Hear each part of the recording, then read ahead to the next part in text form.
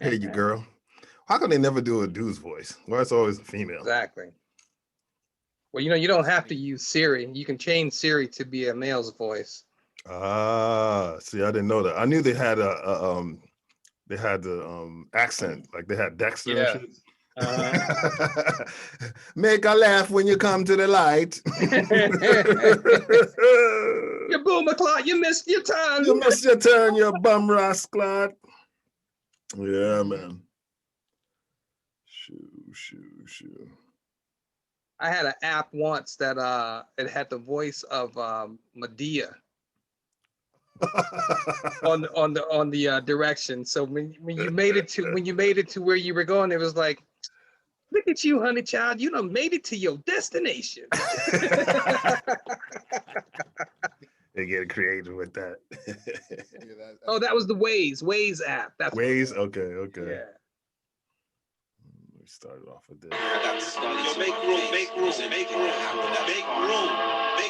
You can't stop the shining. Yo, don't stop my drink. You don't want to go to this zone, trust me. Wyclef Jean, suck my say, Haiti.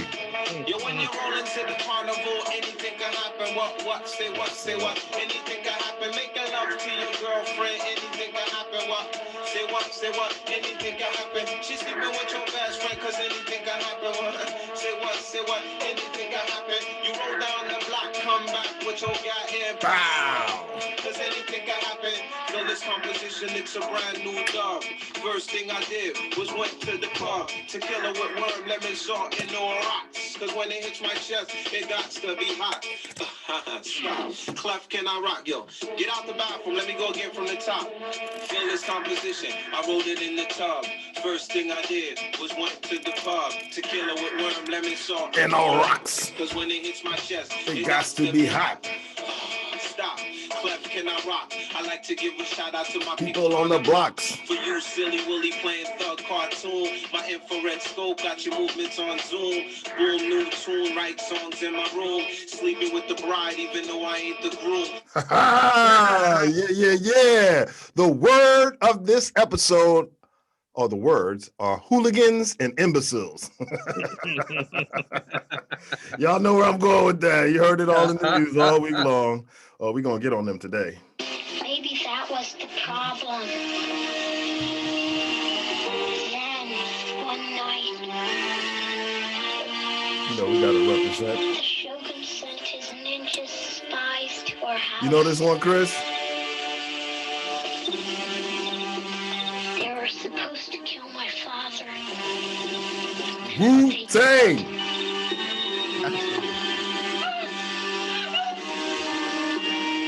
Sometimes. That was the night everything changed. Sometimes you gotta fast and relax. You niggas don't know where this shit started. Y'all know where it came from. We're gonna take y'all back to the source. Yo, when the MCs came, telling about their names, and to perform, and to smoke cocaine, to act the same. The poor beat rock it on down on the mental plane. Spark the brain, the building to be born.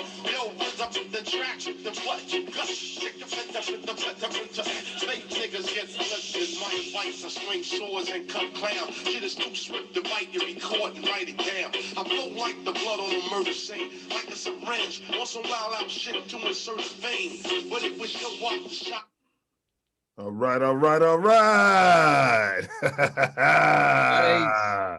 Yeah, man, we in here, man. We in here. Fuck that. Special technique of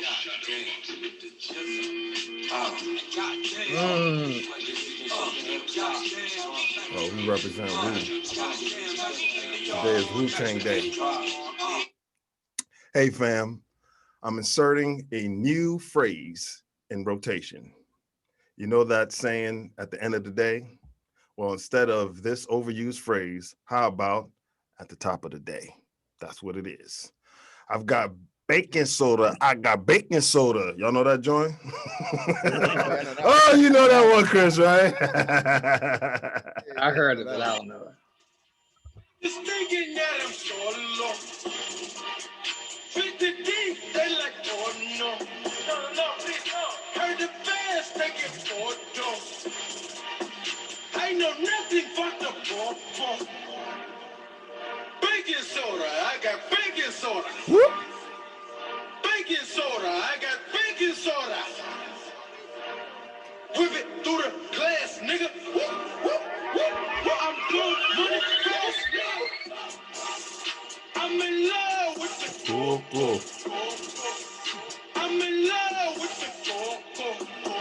Y'all know what the cocoa is. Anyway, back in the day, I dated the runner-up of Miss Maryland.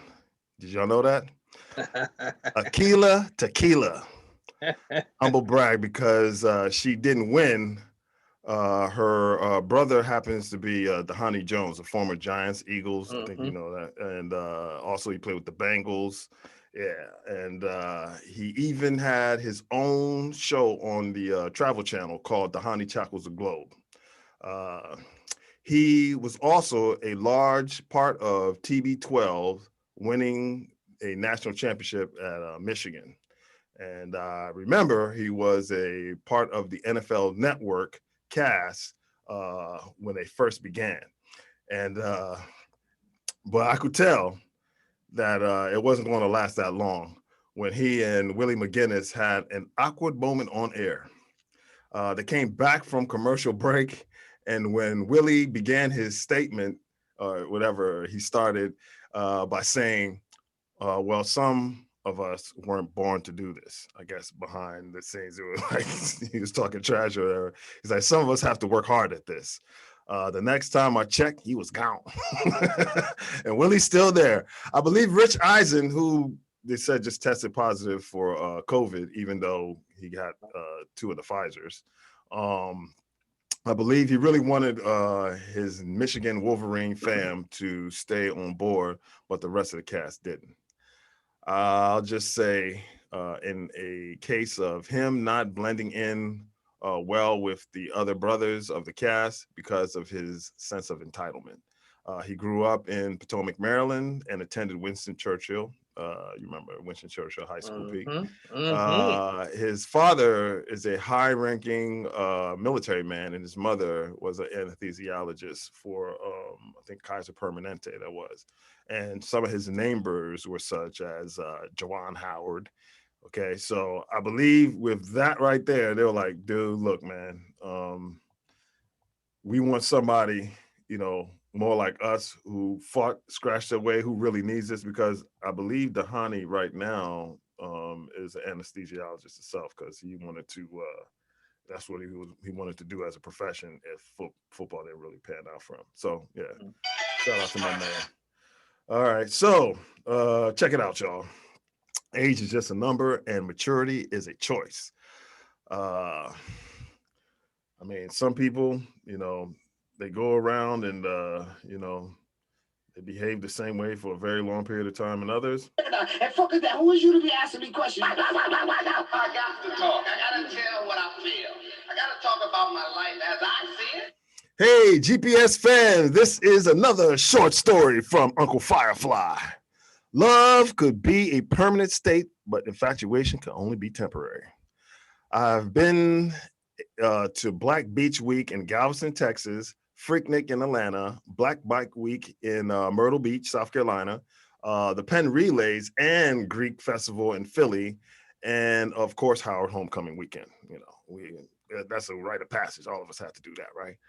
But the best one I ever experienced was the first ever Spring Bling in Daytona Beach in 2005. I met Trick Daddy, because I'm a thug, and also the baddest bitch, Trina. It was bananas, fam. I mean, just the drive through the crowd was hype.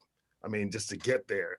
You know, it's kind of like, I think Ocean City has something like that, Chris, where it's like, the first day when everyone's coming, this traffic bumper to bumper, you know, everybody's trying to get to their, you know, prospective locations, whether it's a hotel or. That's just like every weekend basically out here. Like every weekend, Friday, there you go. There you go. So there's a lot of stunting going on, you know, girls in bikinis, you know how it is.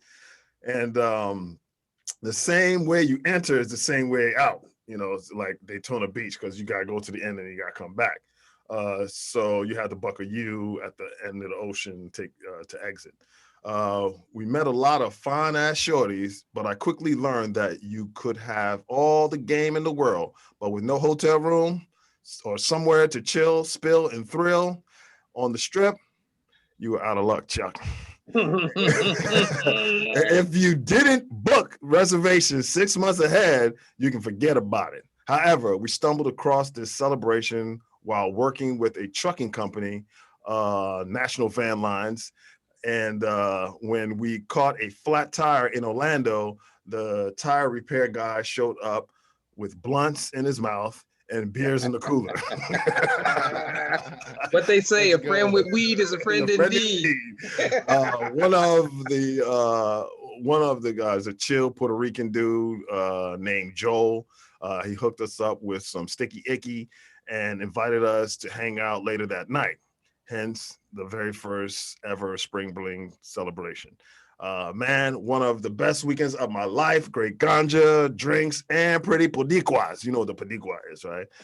Shout out to Joe, a great guy, friend, and host. Yeah, man, he did it up. Couldn't ask for anything better, man. We'll link up again at some point, but it can't be the same, you know. Life has changed for me a little bit.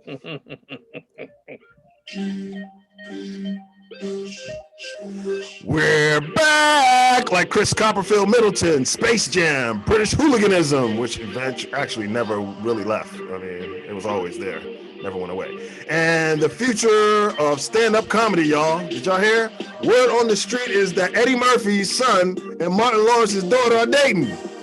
Yeah. Let's just say life sure is funny. I'm aware. I'm very aware of that. I know. And talent usually skips a generation, but comes back like a boomerang in the next one. All puns intended. For Pete's sake, MLB's Pete Alonso of the New York Mets is still smacking taters as we speak right now. Offset and Cardi B, who recently celebrated their 3-year-old daughter's birthday and bought her a $150K necklace.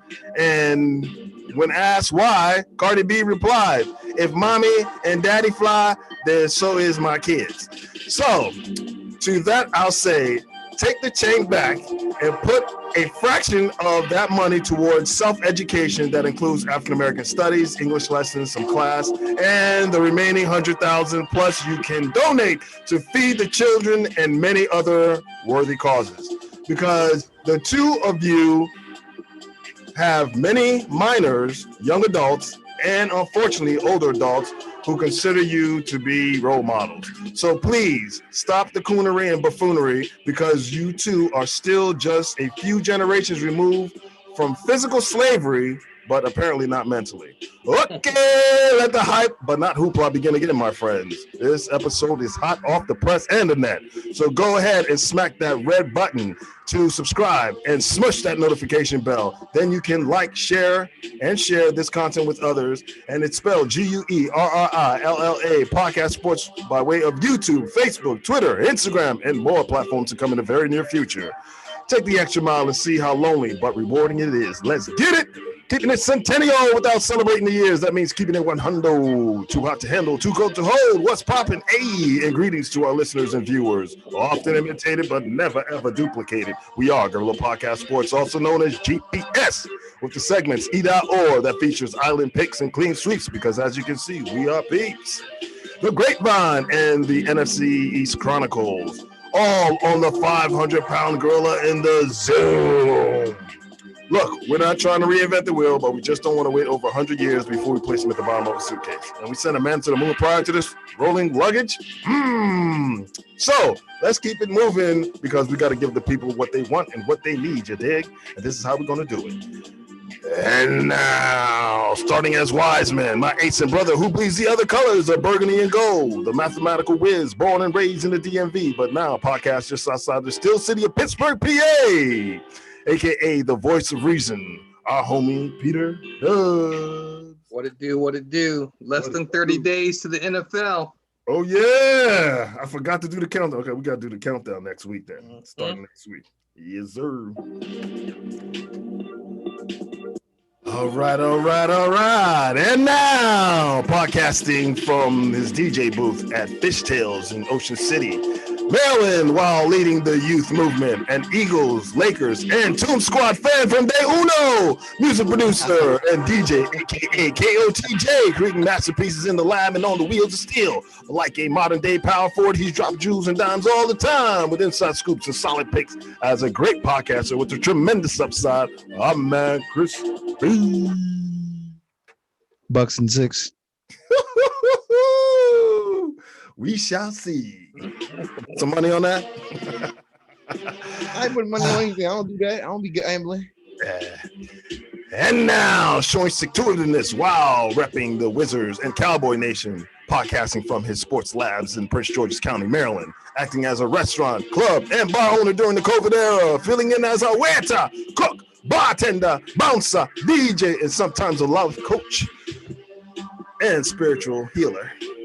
Yours truly, Uncle P. Yes. So, if you are seeking informed sports talk that is never outdated, from the Griot Trio that aren't just grasping for straws because we have facts, then your sports GPS has delivered you to the right location. So huddle up and gather some of this sports info and knowledge with spectacular vernacular on another episode of the 500-pound gorilla in the zoo. What it do? What it do? Hey. We back. They can't mess with us, man. No, they can't. All on GPS. What's that? GPS, baby. Yeah. Woo, call me what you may, but I have to offend the very same people that I love, because I believe that things have gotten so out of control now with these societal ills. So someone has to check these Nimrod behavior. I mean, I see others are too afraid of the consequences affecting their bottom line. So get at me, y'all, because I have enough smoke to share. Here, never ignore a person who cares about you and the culture, because someday you will realize that you have lost a diamond while you were busy collecting stones. I'm rolled too tight. Y'all can't pull me. Say it again. All right, y'all. This is what we have, man. Real quick. Professional Team Association. Dubs. Nationals. Done. Okay. Chris B. Colts. Giving us our first round pick. All right. Dubs. Eagles. Man. Cool. Let's go. I like. Chris B. Warriors. Not trading Steph Curry. No. Okay. I'll follow that up with the Chiefs. Chris B.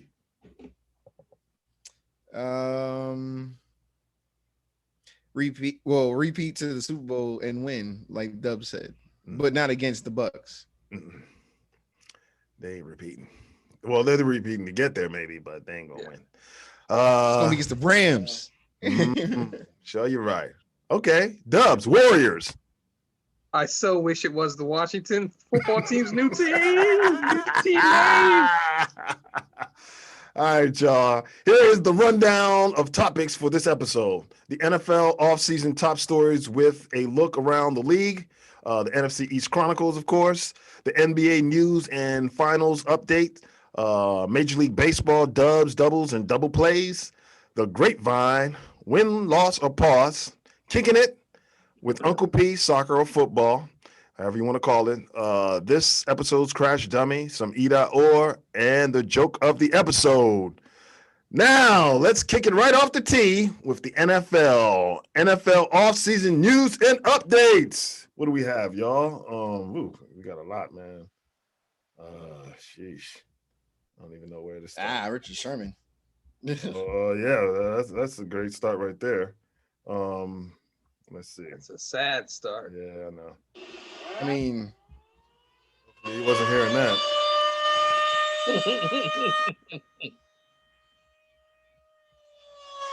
And that's right where we're going to start. Future Hall of Famer.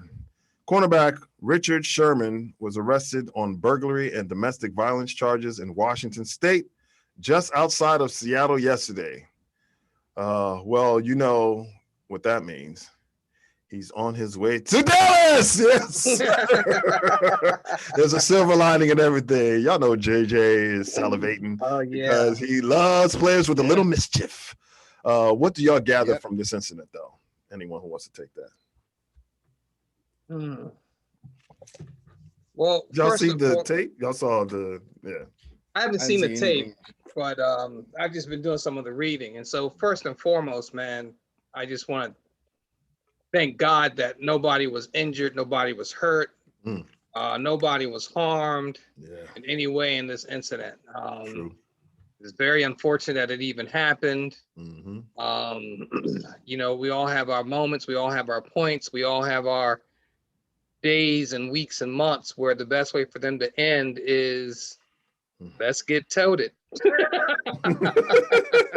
You know, it's hard explaining this to people who just never been in that situation, but you know, people like to throw a couple back, you know. That's what I'm right. saying? That's right, and man. when that happens, you know, sometimes buttons get pushed, and when buttons get pushed, there's consequences. Yeah.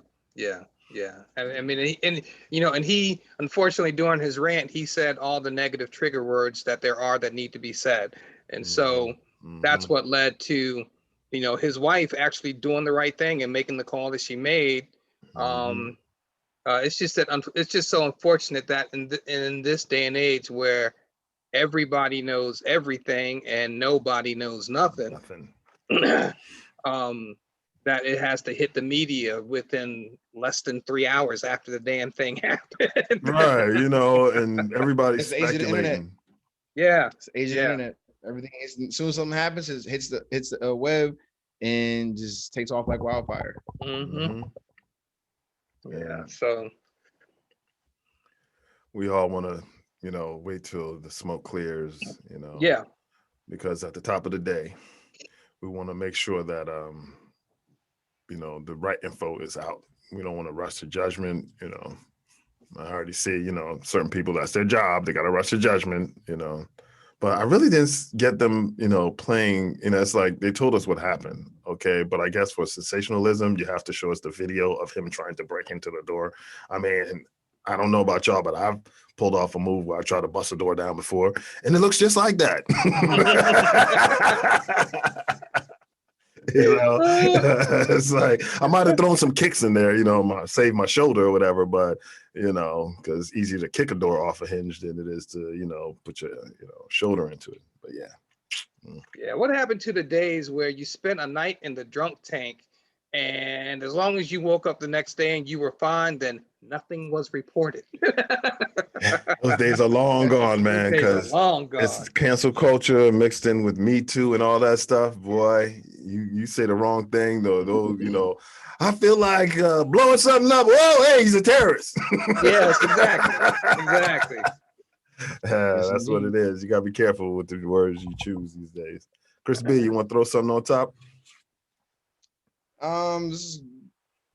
It's gonna really kill his market a little bit.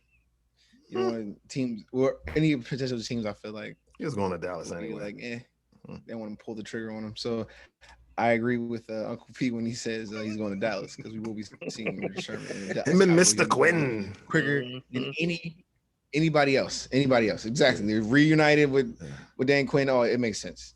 When he did Jerry's like, this certified cowboyism right here.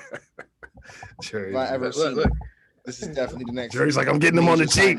That's right. Yeah. He'll take the deal too because he's smart. Richard Sherman's smart. He's a smart man. So he does his own deals. He'll get the publicity he needs, all that. It's gonna be fun. 850,000. Nice to see our new NFC East opponent. You're worth $4 million, but we're gonna pay you 850,000. Take it or leave it. Exactly. With incentives, we'll put some incentives there, you know, because he's his own agent, so you know he's gonna draw up his own contract, and hopefully, you know, he puts things in there like, hey, look, if I don't do this, I don't do that, I should get the full amount. But moving on, y'all. Again. In more news of domestic violence from the NFL.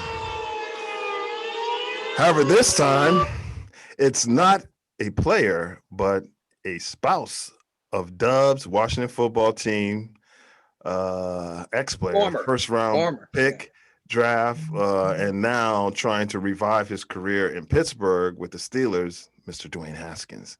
I'll let you tackle that, Dubz. First and foremost,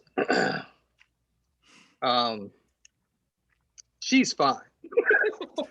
I've never seen her, but I would think she would be. Yeah, she's a former basketballer, man. Michigan State. Okay. Full ride. Is she a local girl? She has some concussion issues, so that may have led to the current craziness. Okay. CTE goes across the board. Yeah. Yeah. So, but yeah, man. I mean, come on, D. Haskins, man. I mean, they were in Las Vegas to renew their vows. And number one, look, my wife and I have been together for 19 years, and we reviewed our vows once. You know what I mean? I'm like, damn, I just got married. They're part of our daily, you know? I mean, you've been married, what, less than 4 years? If that, maybe even not even 3 years. I don't even think it's that long. And you're renewing vows? All right. Come on, man. All right. So I think that's something. I think that's her idea. Guys don't like, let's renew our vows. Yeah. That's her idea. But you imagine that? I have an idea, but let's renew our vows and you pay for it. Right. But you know what happened, right? She knocked his teeth out. Yeah, she punched his lip didn't up. she? So now that makes sense. I was like, damn, what kind of little young thing, fine young thing breaking his lip? Did she hit him with something, a bat or something? And I heard she punched him, and now you tell me she's an ex-athlete. I'm like, okay, there you go. Yeah. You know what I'm saying? She got some hands. She put them paws on her. And she's built like a brick house too, man. So I got to check out a photo. She stays in shape, that's for sure. I ain't trying to laugh at it, but damn, bro. I mean, what do y'all think probably transpired that brought this about? I don't know, but you know what? All I can say is this: just like Dwayne Haskins did with the Washington football team, he again missed the pass. I think it had something to do with strippers, man.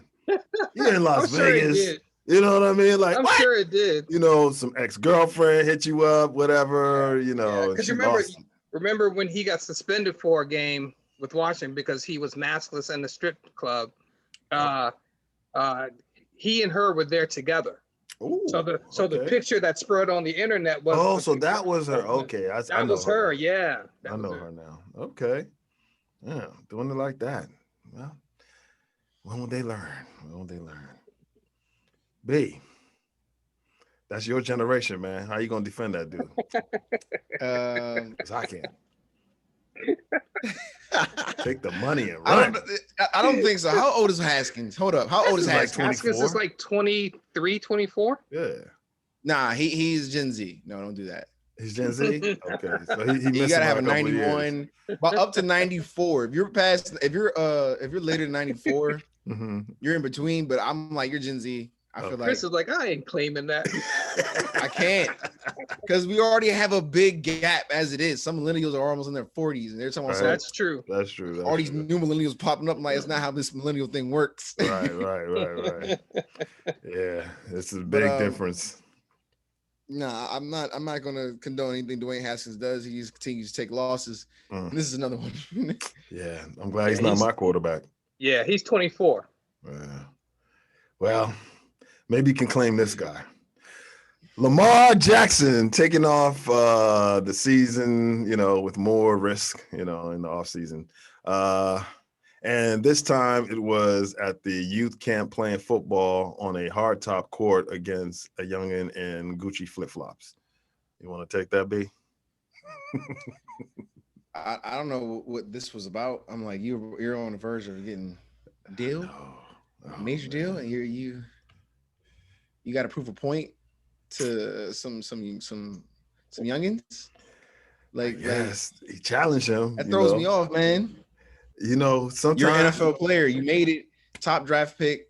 Well, not a top draft pick, but still winning the first round. That's pretty high. So you out here trying to prove what to who? Like, you don't have to prove anything to anybody. You're Lamar Jackson. What else? Some of these kids, man. Second mouths, to man. Patrick Mahomes in the young QB division. I guess. But yeah. I can tell you how it went down too. He was like, "Man, I tell you what, yeah, you might be in the NFL, but I'm gonna be there soon, and I'm gonna show you in some Gucci flip flops." He was like, "Man, please." He's like, "Man, he's not too far removed from that kid's age or That's wherever right. he's That's from." right. He was Yeah. like, "That's probably. stepped on his manhood a little bit." And, Shorty was probably, he was bumping them gums. He had a little swag, Baltimore swag with him. Like, man, you ain't about that life. All right, I'll play DB. If you get one on me, I'll give you, maybe he said 1,000 a stack or whatever. And so, like 5K or something. Yeah, maybe he said 5K. He was like, all right, bet, let's go. But if I was that kid, I'd have taken off them flip-flops, then a barefoot or something like that. I want to go hard like that. Yeah, man.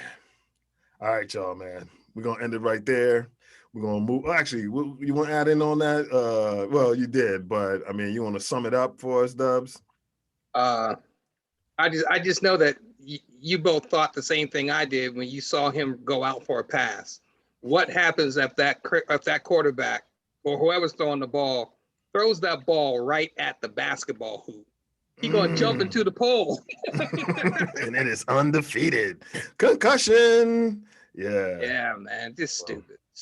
Like I said, one of the words of this episode is imbecile. That was very that's right. Imbecile. So, yeah, you gotta do better.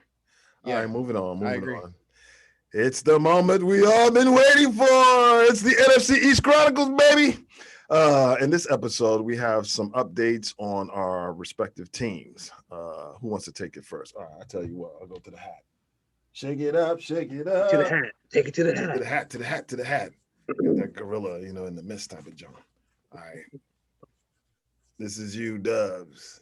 Number 5, right in the middle. Oh, 2. Go ahead, Dubs. My Washington football team, which I have to consistently remind you guys, they are stacked. Yeah. So one of the interesting battles that's gonna start in a couple of weeks, when camp opens, is at the wide receiver position. We are going into camp literally with 12 wide receivers. Wow. And literally every last one of them can make this team or an NFL team. Okay. So that creates a dilemma because someone's not going to make it. Someone ain't going to make it. And someone's going to get picked up by another team and probably be lucky enough to play against us once, maybe even twice. So, but yeah, our wide receiver room is pretty stacked. We made some good moves. We got Terry McLaurin. We brought in, excuse me. We brought in Curtis Samuel, Adam Humphries. We drafted Diami Brown from North Carolina. We lost the guy, Dontrell Inman, who actually made some key plays for us during the season last season. But I remember. Yeah, but he really was a spot player. Right. We still have Antonio Gandy Golden, Steven Sims Jr., Kelvin Harmon, who they're expecting big things from. Kelvin, that's my boy. Kelvin, that's right. And we still have Cam Sims. So, but yeah, and Isaiah Wright. So, our wide receiver room is stacked. It's gonna be interesting to see who makes it and who gets let go, because they're good enough that if they come back and play against us, man, they're gonna haunt us definitely. Well, I can tell you this: they probably won't end up in our division because all of us are stacked when it comes to. That's the good thing is that they may not. And nowadays it's a quarterback-driven league, so they know that coming out of college, even the college sets are like that, where it's a spread out offense. So there's a plethora of receivers, but who's going to be that receiver to break through? We don't know. Right. Another position that's going to have a lot of heavy emphasis during training camp is the cornerback position. We lost one of our starters from last year, and if you guys remember, we were the second best secondary against the pass last year. Thank you very much. But we lost Ronald Darby, who started for us every game for us last year. But we replaced him with William Jackson III. Yeah. Who was known as the best cover cornerback in free agency. So, and we picked up Bobby McClain from the Dolphins. Dolphins are just stupid. You know, the other, an episode ago, someone asked me about the Dolphins, and what did I say? Man, because of moves like that, you don't let that guy go. He was their defensive team captain. Mm. And they let him go just like that. I don't know if they thought that he was going to give them a hometown discount of some kind, but he didn't sign for too much with us. So yeah, man, their loss, our gain. We still have Kendall Fuller. We still have Jimmy Moreland. We have a guy named Danny Johnson who actually did some kick returning for us last year. And we drafted Benjamin St. Juste. And we still have a veteran, Daryl Roberts. So our cornerback room is also fairly stacked. I'm surprised because, yeah, Byron, what's his name? Byron, our ex cornerback, is there with them, but the Howard guy, Xavier Howard, he might be gone because he's he doesn't like his contract that he has with them right now. So to let all these guys go, I mean, maybe their defensive coordinator, he fell off the Belichick tree. He's like, we can replace you. It's a system. Yeah, yeah, exactly. So, and the only other development is offensive lineman, left tackle Brandon Scherf, who they applied the franchise tag to this year, which means he's set to get $18 million for this year on the franchise tag. Whoa. Okay, B. He'll be back. Yeah. Well, the deadline to sign him to a long-term deal has come and passed. And so he's going to play this year on the tag for $18 million. And then maybe during the course of the year, which I hate it when that happens, during the course of the year or at the end of the year, hopefully they'll get him signed to a long-term deal. So that's the update on the Washington football team. Okay, we lost my man B for a minute. These things happen. Okay, he's coming back in. There you go. All right, just in time. So we didn't skip. I don't know what happened. Yeah, that's what happens. So Dubz just wrapped up his. Hit us with your update for your Eagles. All right. So camp for the Eagles starts July 27th. That's the first official practice. It's going to be interesting to see Nick Sirianni finally get to run a serious practice. Seeing all the young talent we acquired in the draft, and just good. It's a new era for us. The Hurts Sirianni era begins, and we're looking forward to see all the successes in that. So a couple updates. We will be having 2 joint practices with the Patriots and the Jets. And along with that, of course, the main, focal points of the battles in camp will be Jordan Mailata versus Andre Dillard. As you know, the 2 very young left tackles. Dillard went early, I think, in the first round. 2016, 2017, probably, I think. And Mailata was our last pick, I think, either in the same draft or a year apart.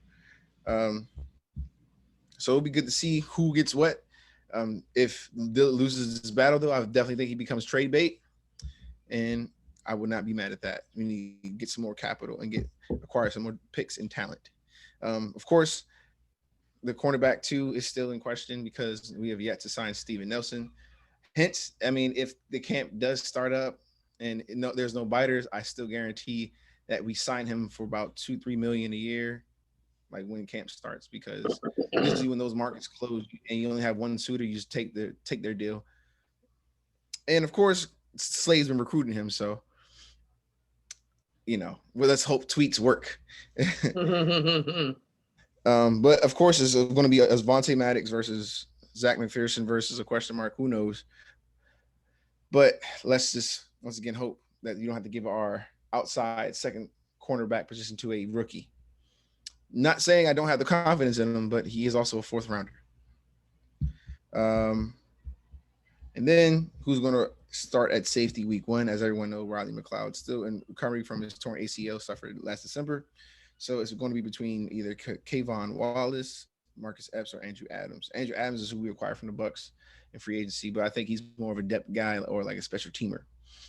It will be interesting to see if the first year Kayvon Wallace can break out in camp and overcome Marcus Epps. He's just like an NFL journeyman, kind of like a veteran-ish, but not really good at his position. So it'd be cool to see another young name elevate themselves to the next level, especially during the new switch over from Jim Schwartz to Jonathan Gannon. So another thing I'm really going to be interested in seeing how that defense runs under him. Very interesting. And of course, gotta knock down some of the hysteria going on. Multiple sources of saying we've been in play for a potential Deshaun Watson acquisition because we're going to have potentially 3 first-round draft picks, and they're saying we might be in play to trade for him. Even though the idea is interesting, I don't want it. I mean, especially if you give the keys over to Hurts and then trade for Deshaun Watson, that continues to feed into the narrative that we don't know what we want to do at quarterback still. So I don't think that helps the situation. If Hurts does not produce, that is the only reason to trade for Deshaun. So if he is lackluster and he didn't improve on the numbers that he gave us in that sample size, and he had a whole season to do so, then it makes sense to move and grab a Deshaun Watson, because then he'll be a good depth and we have the capital. So it makes sense then. But if Hurts actually performs, I don't see us making that move. Also, CBS Sports ranked us one of the 4 most underrated teams coming into the 2021 season. Okay. The Vikings, Colts, and Broncos are also on that list. And I think last but not least, Lane Johnson recently clapped back at a beat writer for someone saying the anonymous sources were not agreeing or believing that Sirianni could lead the team. And you know how that anonymous source crap is. Yeah, I've been hearing about that anonymous source. They've been going at Sirianni, saying that the locker room and the guys are like, man, we don't know if this guy is really cut out for this job or not.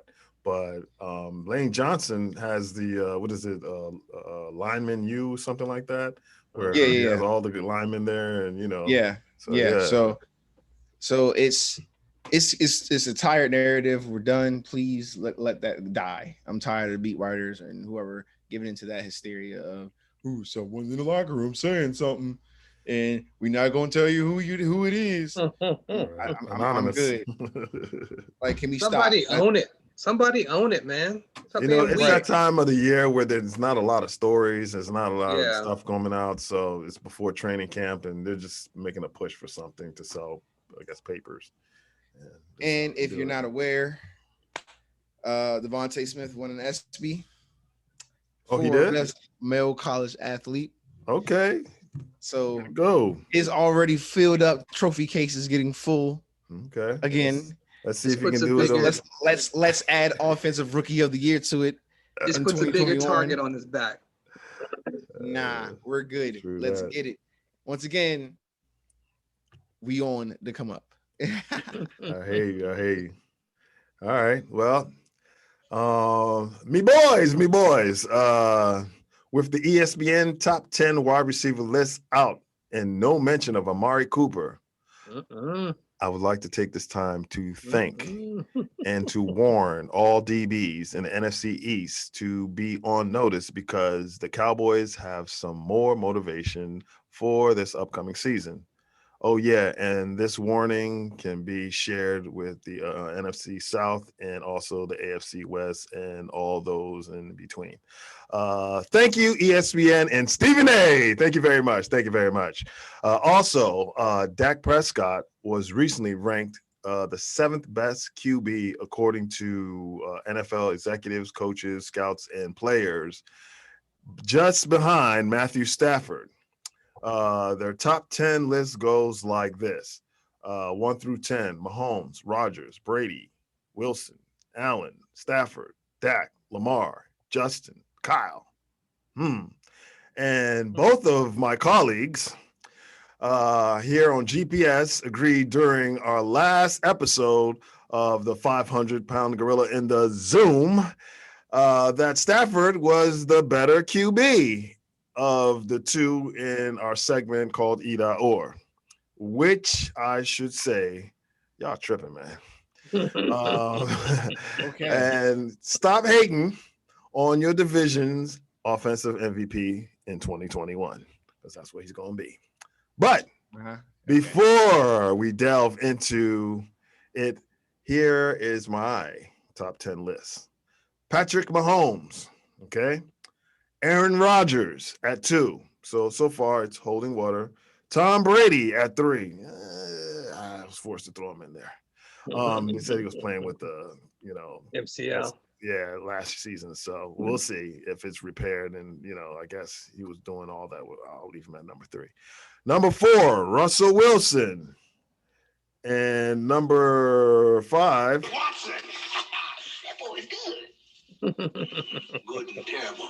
Yes, my boy, Deshaun Watson. It hurts right here. Good and terrible. Yeah. And 6, I have Dak Prescott. You see, I don't have Stafford at 6 before Dak. And 7, I have Josh Allen. Oh, where's Stafford? 8, I have Justin Herbert. Where's Stafford? 9, I have Lamar. And last, in the last spot, I have Matthew Stafford. And here's why. For sports junkies, this is called a moment of clarity, okay? Dak has had only one losing season in his career to Matthew Stafford's many. And it was last year's 2-3 record. And it happened to be that he got injured in game 5. That's Dak, right? Different organizations. So I'm going to go to the cards. Stafford. The guy still hasn't won this, and y'all still trying to crown him king, but we'll see. What do we have here? We have some stats, okay? Dak's first 4 years, right? We have Dak at 9-7, 9-7. Oh no, I'm sorry. Is that Dak? No. I'm sorry. I got my things crossed up here.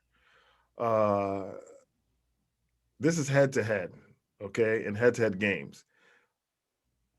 42-21, Dak. 15 of 20, 212 yards passing, 3 touchdowns, 0 interceptions with an 86.3 passer rating. Matthew Stafford in that same game. 26 of 46, 260 yards, 0 touchdowns, 1 interception, 51.5, sacked 5 times. And he took that L. All right. The next time they met, they lost 26-24. And Dak was 17 of 27, 255, 2 touchdowns, 0 interceptions, and 3 sacks. Matthew Stafford, 24 of 30, which isn't bad, 307, 2 touchdowns, 0 interceptions, and 3 sacks. But he lost. So we're looking at 2-0 for you guys. And like Chris B said, different organization, but you can keep saying different organization. But if the Cowboys and Rams meet, it's going to be a different result. Oh, they're going to meet, though. That's the great part about it. That's the great part. I can't wait to watch that. They will meet. Okay, being that they will meet, that will make for definitely some very good football. Okay, also, 35-27, okay? But his record, Dak's record against Detroit while he was there, he didn't play this game, but we still won. And so Dak is 3-0 against them. He went 35 of 20.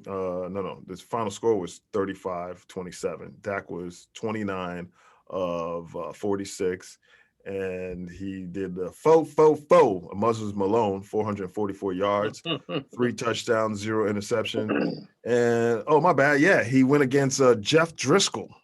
So it wasn't actually it was Driscoll. So but still, a dub is a dub. Is a dub is a dub. I don't know how that goes. All right. And And the game one, Stafford didn't play in 2019. Dak went for the Moses Malone, like I told you. Here's some career numbers though for you. Okay, Dak, 65% passing, 15. Oh, I should say in 4 years. In 4 years. Okay, we'll do 4 years of him, 4 years of him, then make it stack up because Dak was injured 1 year last year, and also your boy was injured as well. At some point in his career. So I'll just do four seasons. Dak, 65%, 15,778 yards, 97 touchdowns, 36 interceptions, and 136 sacks with a passer rating, QB rating of 97.5. Matthew Stafford, 65%, which is the same, 574 yards, 93 touchdowns, 36 interceptions, 142 sacks, and a QBR of 89.9. So some similar numbers for the most part, but I still think that my boy has a slight edge over this dude. But Chris B begs to differ. He thinks that your man is the second coming. But I don't think that by changing teams means that all of a sudden he's not going to be doing that receiver core. Come on, he still throws. He's Robert risky. Woods, Cooper Kupp, Deshaun Jackson. He's risky sometimes. I mean, he takes some unnecessary risks that could put you guys in some hot water. I'm just saying. Yeah. So receiver core, change scenery, better coach. You you really think they're going to run away with the division? I look at Dak's best year. Dak's best year, he was 65.1%, 4,902 yards, 30 touchdowns, 11 interceptions, 23 sacks. His best year, 65% passing in 2017, 4,446 yards, which is 500 less, 29 touchdowns, 10 interceptions, but he was sacked 47 times. So I hear what you're saying. Maybe it might change a little bit because he's going to, quote unquote, a better team with a better scheme. Oh my God. Yeah. After the dust settles this upcoming season, we will end up shocking many people and silencing our haters and critics by winning big. Because, like Dubs put it, we're loaded, man. And at the top of the day, even the sun shines on a steer's ass at some point. Book it. All right. So that's just how I see it, man. Oh yeah. All right. What I'll say is last week we talked about our team's best offensive players and best defensive players, and we left out the Giants. Or the midgets, whatever you want to consider calling them. But I'll just say that their best offensive player, and I think we all can agree, is Saquon Barkley, right? Yeah. Yes. Okay. That's what I have. And defensively for them, I have Jabril, the Scorpion Peppers. And I could have gone to somebody else, but I'll stick with him. Come on, Bradbury. Bradbury? Yeah. Okay. Either way. I went Blake Martinez, linebacker. Blake Martinez, and I was thinking maybe going to the secondary to the dude who got hurt, the other safety who was a rookie. I forgot his name. It was on McKinley, Xavier McKinley. Oh, yeah. But either way, I have to say. Is this your game? Is this your game? And Danny Dimes. Danny Dimes, you entertain us. Yes, he does.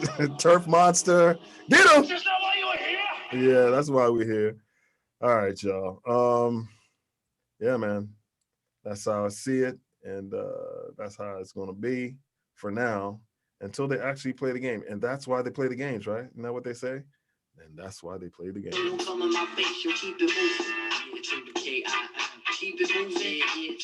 Oh. And now, the NBA. Bradley Beal is in COVID protocol and now is no longer an Olympian. Why, Bradley? Why? But at least he's not going to get hurt. They don't want to be there. Could be. He was in Las Vegas, you know. There's a lot of stuff going down in Las Vegas, you know, strippers, all that stuff. But he's a married man, so I'm not accusing him of doing anything. But, you know, it could be one of them situations where you came in close contact with somebody you weren't supposed to, and bam, it reared its ugly head. Chris B, man, what you think about that? Other than him not wanting to be there. I don't think he did. The team lost 2 exhibition games. They're not balling like they were. They didn't really build this roster to make for any like later on success in the Olympic tournament. So I'm like, they're just doing it to do it. Like I don't even think they might even get a medal because I don't see it. What? You think so? Yeah. Well, I'm glad Bradley ain't part of that losing. Yeah, the amount of star power that's not on that Olympic squad right now. Have that. It's also accustomed to what they did with the COVID because everyone's taking their break and resting because they did that extra super short off season for all the other people who were in the postseason. So I'm like, why would I want to go play in the Olympics right after that? I'm good. I'm taking a break. So that's another reason why this team isn't that, you know, equipped to be great. All right. Dubz, what you think? Well, I think you're right. You know, at least that means Bradley won't get injured or nothing. Hopefully nothing will happen to him that jeopardizes his next season for the Wizards. But yeah, I mean, I'm kind of there with Chris B with this Olympic team, and you know, they don't look good. Even the one win they had, Yes, Argentina. Yeah, they still didn't look crisp and clean, man. I heard Nigeria blew them out too. Yeah, so yeah, I'm worried about this team. This might be, I mean, this is not dream team. No, it's not the dream team. Not the dream team. So it's the scheme team. It's the scheme team, yeah. But the other thing I want to say about this Olympic team though is I love them to pieces, and I think I said it before, but Greg Popovich should not be coaching this team. You did say that on many occasions. He just simply should not be coaching this team. Yeah. And realistically, the Spurs have not done anything since Duncan retired. So Popovich has just been another coach since Duncan left. So Robinson, Tim Duncan. Right, Duncan. It's kind of like when I look at your boy sometimes, the Zen. It's like Michael Jordan, Kobe Bryant, and Shaq. Yeah, look at who they've had. Right. Yeah, and sometimes, let's be honest, sometimes the players make the coach. Yeah, yeah. You know? How about that? So, I mean, how much coaching did Pat Riley do when he had the Showtime Lakers? Did he win one with the Heat? Yeah. He did win one with the Heat. But he didn't win it as coach. Chris went out again, but he'll be back. He didn't win it as coach. He won it as team president. Okay, so Spoelstra was the coach. He had Spoelstra coming. Okay, I got you. Yeah, it's looking kind of funky. All right, moving on. We'll get Chris back. That might have been wrong, man. What? Maybe he did win one as coach. Yeah, I think he did. Shaq and D Wade. Right. Yeah, I think he did win one as coach. And then, then when LeBron went to them, that's when Spoelstra came. Spoelstra was already there now, replacing him. As assistant, right? They didn't win until LeBron got there. Right. All right. The Clippers superstar forward had surgery, ACL, on his left knee and wonders, Kawhi me. Will he be back with the Slippers for the 2021 campaign to start the season? Chris B. What's the deal? Like, is he free agent or? No, but I mean, it could be that, you know, he doesn't want to be there. Is the player option? He might pull off what he did in San Antonio with Popovich and just be like, you know what? I don't like the trainers here. I don't like the system. So therefore, I'm not going to play until they trade me. You know, Kawhi's funny like that. And he can end up sitting out like he did, you know, when he was there. You know? Yeah. So do you think he's going to be there at the beginning of start the season? The very first game. I think so. I You think think so? Paul George showed a little bit more fight in him when he went down. I think if they, like I said, if Kawhi was still playing, they would have got to the finals. And it's just, this is probably the last ditch effort though. So I think if they do not get any type of success next season, then Kawhi will definitely be out the door. But right now, I think he's going to return to the Clippers. Okay. Dubz, what you think? I think he'll return, but it's not going to be a comfortable return. He's going to be hounded by reporters constantly about the status of Kawhi in LA. And that's going to play in. It's his teammates are going to be tired of hearing the questions he's asked. He's going to be tired of being thrown those questions. Right. And I can see him getting lots of fines for not making himself available to the media after a game. Yeah. I mean, I see him coming back, but not for the beginning of the season. I think because of the injury and everything like that, he's going to wait it out, play with it, and then probably around All-Star break, he's going to jump in and say, "Hey, I'm ready to play." And at that point in time, they'll be glad to grab him and put him in rotation because why? You know how they treat stars in the NBA. They kiss up, So pucker up, Ty Lue, Ballmer, the rest of you guys, and you gotta, in order to keep that man there. Otherwise, he's going to demand a trade, and you're going to be on that managing minutes type of thing deal, whatever. And it's going to be some mysterious stuff that's going on with him, and I can't play. Why is Kawhi not out there? Why ask Kawhi? I don't know, because he's not going to say anything anyway. So we'll move on from that, and we move to making moves. There's a lot of moves being made in the NBA. The Pelicans hire Phoenix Suns assistant coach Willie Green, and rumor has it that me and Dub's Washington Wizards are down to 2 head coaching candidates, but that's been updated in DC. And now it looks like instead of it being Wes Unseld and Darvin Ham, they're going with Wes Unseld Jr. So, what do you guys think, man? You think Dubs, Wes Unseld Jr. is the right fit for our team, or I'm torn, man. Washington franchises along every sport have this history of making all these sentimental moves that don't pan out, and so I'm concerned about the sentimentality of the move. Right. Since his dad, Wes Unseld, was such a pillar of the team and won them their first championship, and then he coached them, and then he was their general manager. And I don't remember them doing all that well with him as general manager, but yeah, so I'm a little concerned about that part of it. But one of the things the Wizards have done over the last couple of years, specifically under Scotty Brooks, was play terrible defense. Yeah, they did. And the offense is there, but defensively, defensively they have not been a cohesive unit. And so Unseld in his 6 years with the Denver Nuggets apparently has been the architect of their defense, and they've improved defensively year after year after year. So on that level, I like the move, but the other part of it is there's an offense that you have to put in place as well. And how are players like Bradley Beal and specifically an aging Russell Westbrook going to take to that?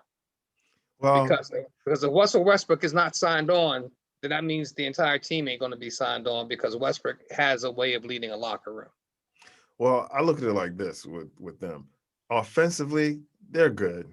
They're good. They can walk in and still get their points. Bradley's going to get his. Russ is going to get his, whether it's bad shooting or not. I think Hachimura's coming along and they're filling in. But what they really needed is some defensive coach to come in there.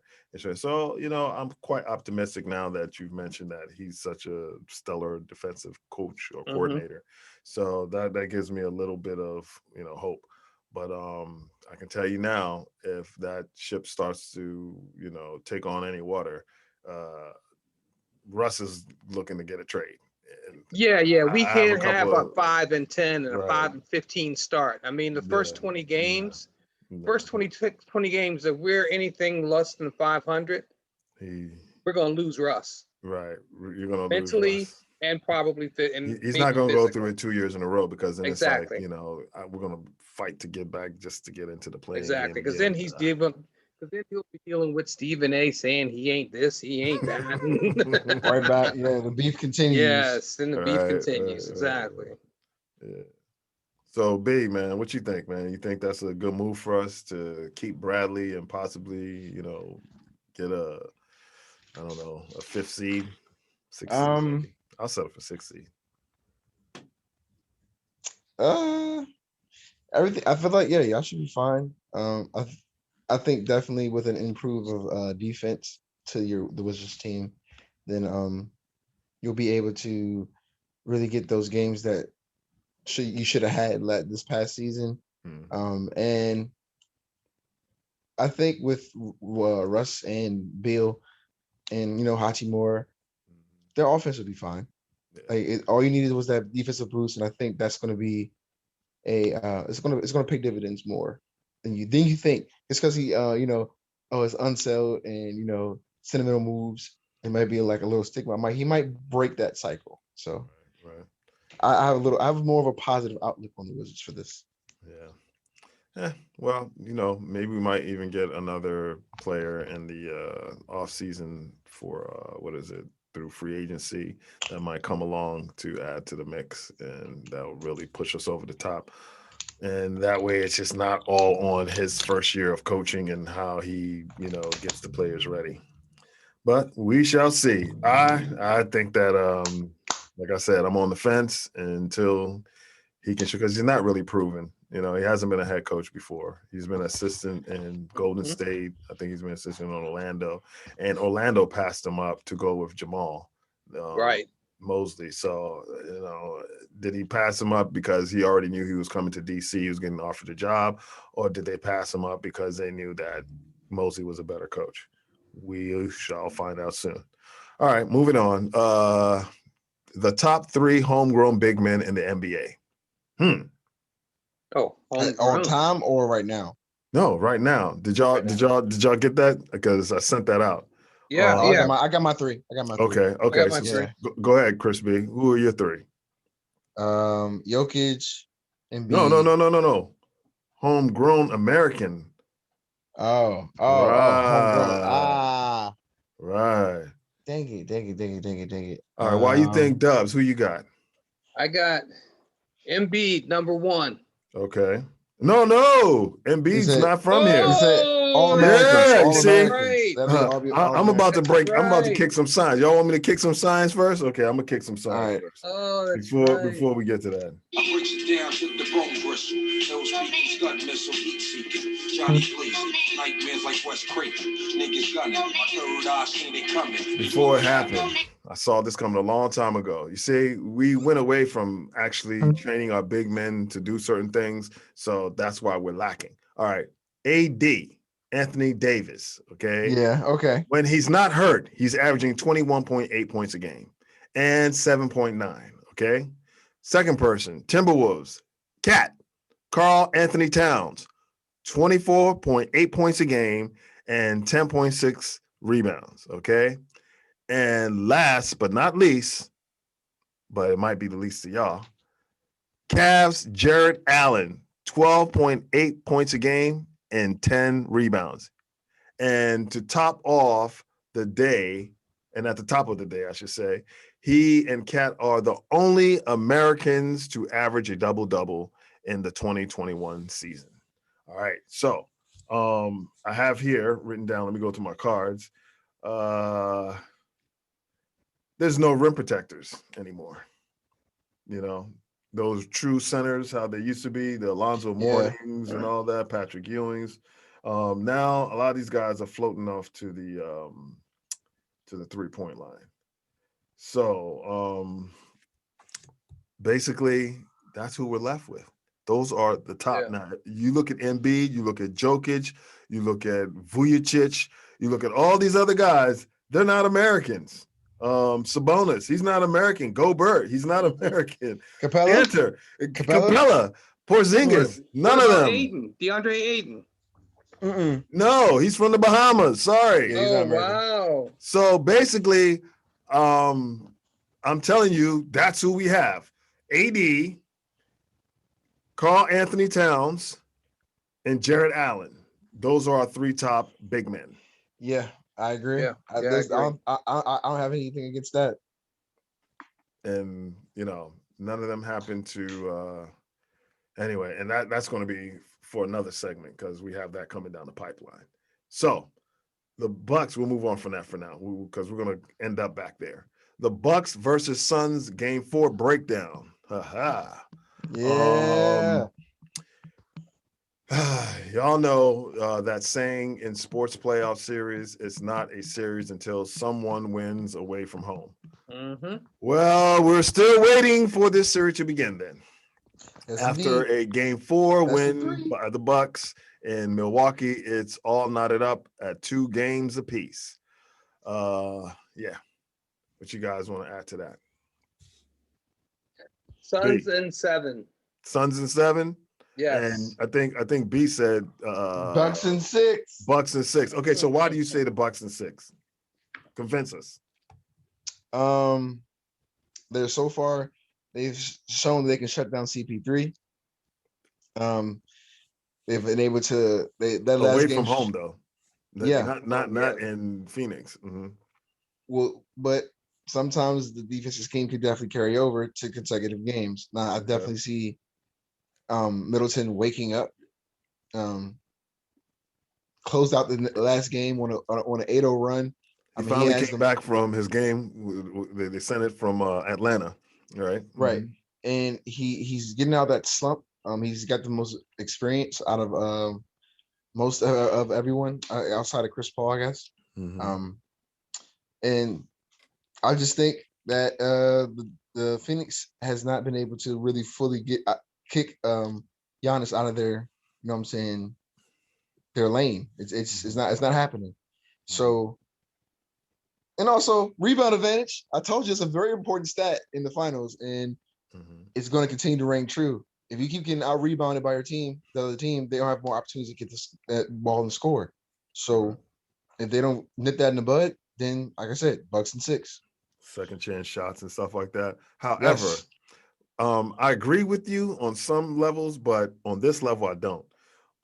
Where's Jrue Holiday? Jrue Holiday played 43 minutes, just like Giannis, just like Chris Middleton in Game 4, but he was 4 for 20, 0 for 5 from 3-point range, 13 points, 7 assists, and 7 rebounds.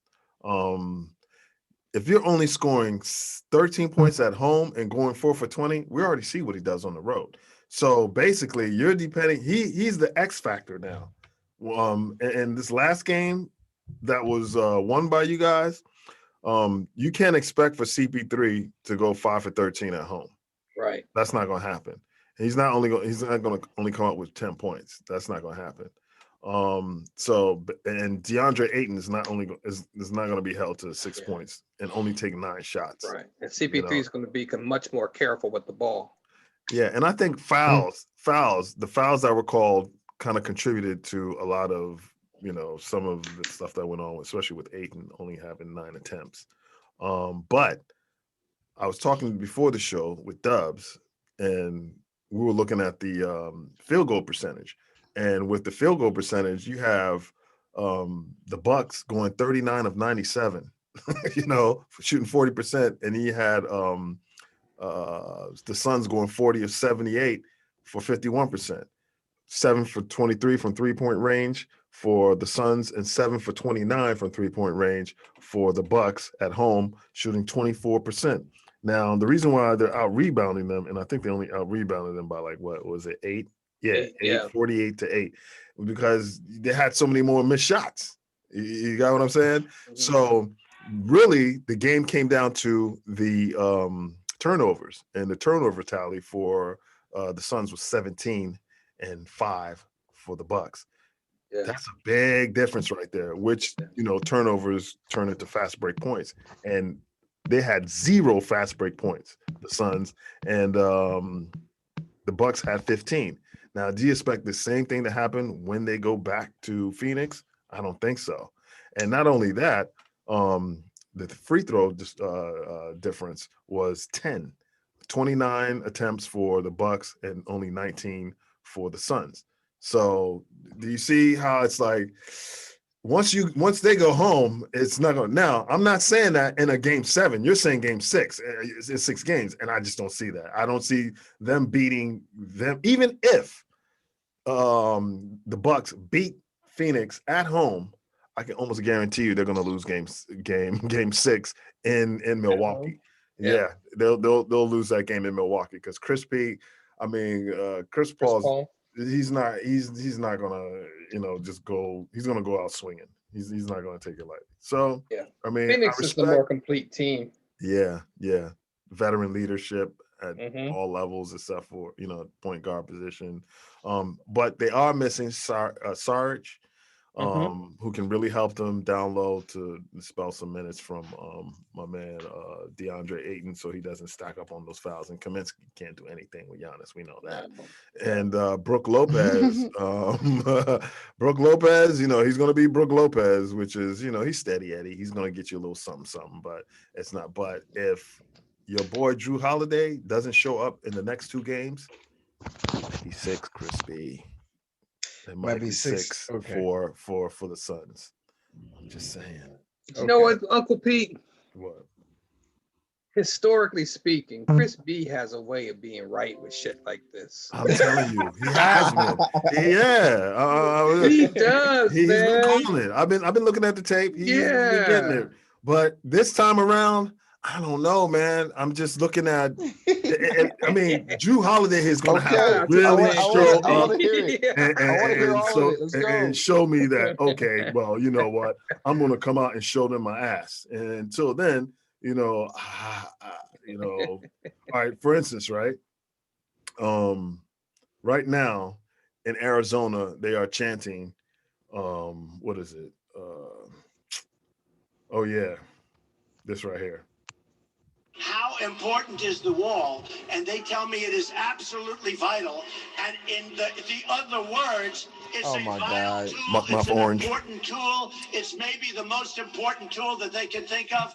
We're going to build the wall. We have no choice. We have no choice.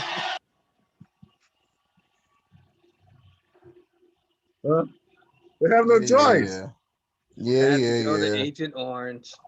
Like, why we gotta bring this man back up? Yes. Giving that man some shine. You don't need no more. He Build good. that wall. Build that wall. Build that wall. And I thought it was just Trump supporters. However, now you have the Phoenix Suns fans who are chanting the same thing to stop Giannis. I have some strategic advice for the Suns fans. Instead of counting up, which now he is getting used to, they should count down. You know what I'm saying? Like 10, 9, 8, 7. And this will apply more pressure on your boy. Okay. Oh, yeah. At the top of the day, this strategy will apply more pressure and should impact his time at the line more negatively. I just believe so. Rushing. Yeah, definitely. Because he's still right around the 50% mark, for the series.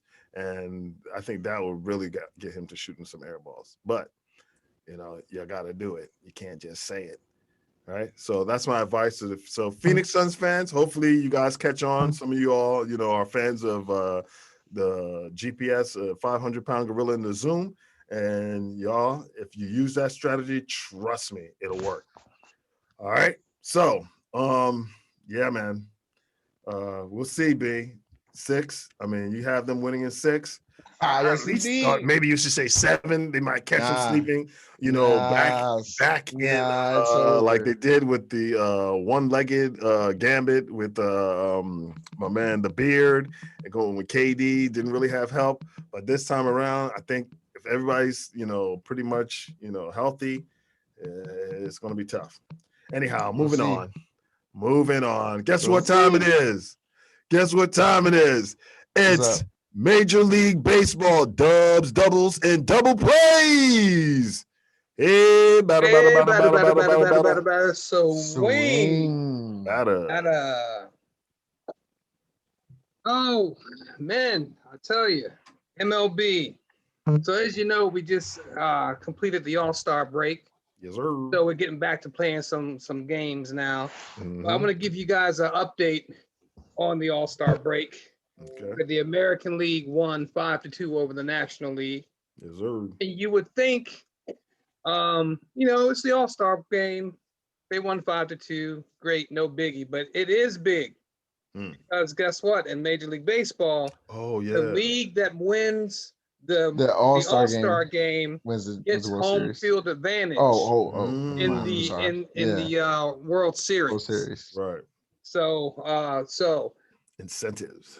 Right. So the Baltimore Orioles could find a way to get into this season, and the Dodgers could win 125 games, and the Baltimore Orioles will have home field advantage in the World Series if it so played out that way, which I would go crazy. Hell of a run. That'll be a run for the ages, boy. Oh my gosh. That'll be more shocking than Nigeria winning the gold. 1969. I got my money on Nigeria winning the gold medal if that happens. Yeah. Oh my goodness. That'd be hilarious. Yes. Yeah, so also with the All-Star break, we talked about it last episode, the home run derby. Right. We'll go over those results real quick. So the number one seed, Otani from California. That was short. Fell very short, got bounced in the first round. Ooh. No. Juan Soto of the Washington Nationals, who I think had hit less than 12 home runs for the year or something like that. I could be off on that. Exploded in the first round of the Derby for 31. And he ended up beating Otani by 31-28. Wow. Yeah. Yep. So also in the first round, Baltimore Orioles Trey Mancini. Trey. And keep in mind, Trey Mancini was returning this season from stage 3 colon cancer. Yeah, imagine. Took out Matt Olson 24-23. Trevor Story, the 7th seed, took out the number 2 seed, Joey Gallo, 20-19. And Pete Alonso, the returning winner from 2019, took out Salvador Perez, 35-28. Yes, sir. A note on that, the 35 is the most ever hit in the first round. Okay. And then in the second round, Trey Mancini of Baltimore took out Trevor Story, 13-12. And Pete Alonso took out Juan Soto, 16-15. So that left it down to Trey Mancini and Pete Alonso. And Pete Alonso took the crown 23-22. So that reminds me of that joke. Pete and Repeat are walking down the street. Pete gets hit by a car. Who's left? Repeat. Repeated. Yeah. Pete Repeat says the home run derby champs. Yes. That is the 3rd time that we've had a back-to-back winner. Oh wow. Do you guys happen to have a clue of the first 2 times it happened? Barry Bonds, Mark McGuire. Nope. Sammy Sosa. Swipe right.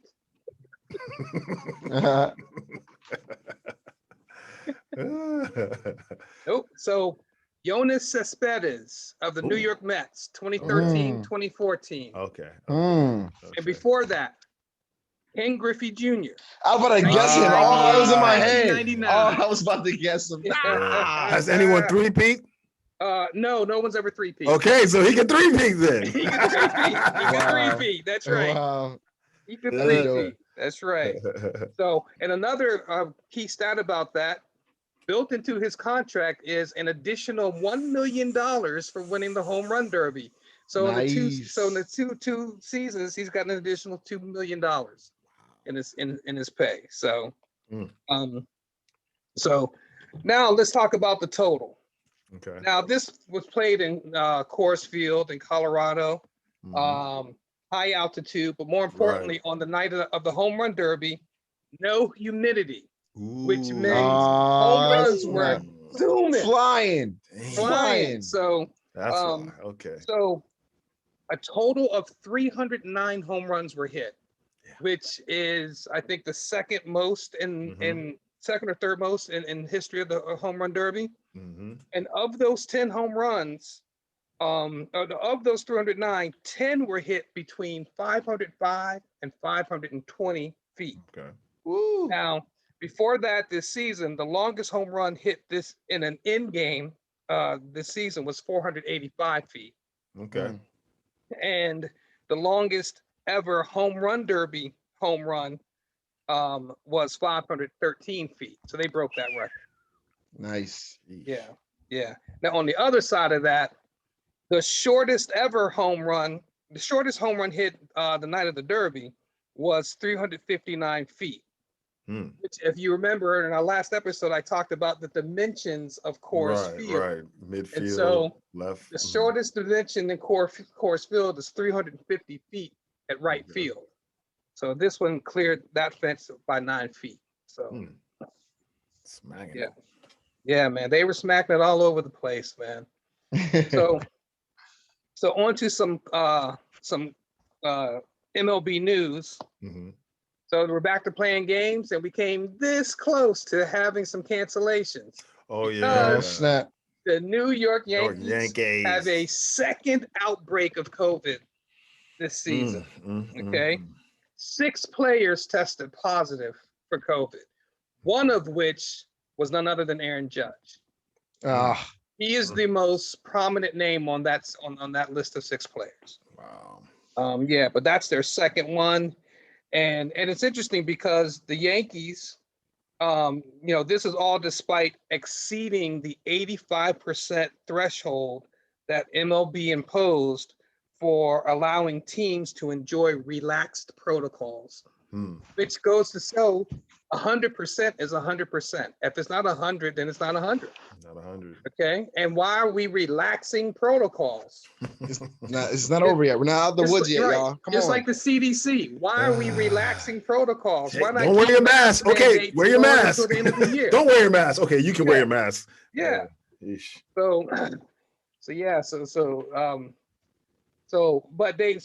brought up some players, and they actually are playing a series against the Red Sox. So, but that could be a series where the Red Sox score like 25 runs, and the Yankees score all but 2. I think they're not going to catch the Red Sox or the Rays this year. Yeah, and the talk going around at this point is, if the Yankees don't make the playoffs, bye boom. Cashman is in trouble. Ooh, Cashman. Yeah, because he's the orchestrator of it all. That's right. That's right. Cut him off. Cut the head off. Yeah, right. And so when you mention orchestrator of it all, how could you, in the modern MLB game, orchestrate a team that has 8 out of its 9 hitters are right-handers? How do you not incorporate at least 2, maybe 3 left-handed hitters in that lineup? He's feeling himself. He's too much into whatever those stats are. I forgot the name for it, but yeah, he's going way too much for that. Yeah. So we'll see how that materializes as the season goes on and the Yankees continue to possibly slide. Right. So that's my MLB update. And one more time, hey, batter, swing, batter. Yes, sir. Yeah, man. This is a crazy year with the COVID, y'all. It's going to change a lot of things around. But guess what? Yeah, it's time for the grapevine. Check it out. The thief who has no opportunities to steal thinks they're an honest person. Can you believe that? That's what I heard, man. That's what I heard. So I breaks it down to the bone gristle. Those people stun missiles, heat seeking. Johnny's lazy. Nightmares like West Craven. Niggas gunning. My third eye coming before it happens. What to make of the British pandemic? I heard about all that stuff that's going on, right? Yeah, sad. Great Britain. I don't think they're so great anymore. But let me play this real quick. And my first thoughts this morning are immediately with the. This is Southgate. Okay. The boys, their manager. Done so well for us, and the players have had an incredible togetherness and spirit, which I think has brought so many parts of our country together. So, you know, they should be, and I think they are incredibly proud of what they've done. For some of them to be abused is unforgivable, really. I know a lot of that has come from abroad. You know, the people that track those things have been able to explain that, but not all of it. And it's just not what we stand for. We I think, have been a beacon of light in bringing people together, in people being able to relate to the national team, and the national team stands for everybody. And so that togetherness has to continue, and we've shown the power our country has when it does come together and has that energy and positivity together. We felt that from the fans, and I'm incredibly proud of the players. And as I said yesterday, the game we needed to win in the 120 minutes. We were a little bit short in that period. Then it's my decision who takes the penalties. It's not a case of players not volunteering or, you know, more experienced players backing out. They didn't have the chance. That was my choice, nobody else's. My decision to give the guys that took it the penalties that they took.